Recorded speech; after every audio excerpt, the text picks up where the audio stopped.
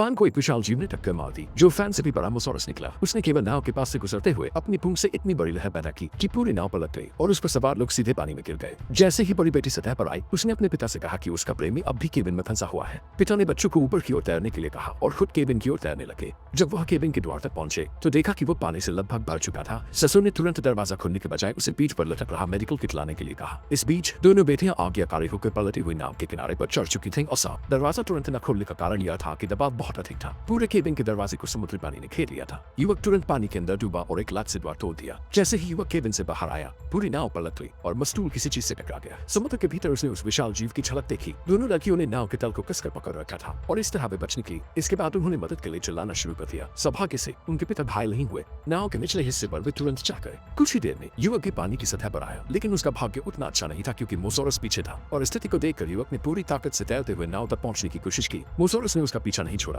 और तेजी से उसके पास आया। सौभाग्यवश युवक समय पर नाव पर चढ़ गया और मोसोरस नीचे से गुजर गया। आदमी ने कभी नहीं सोचा था कि छुट्टियों में वह अपनी बेटियों के साथ इतने बड़े समुद्री जीव से सामना करेगा।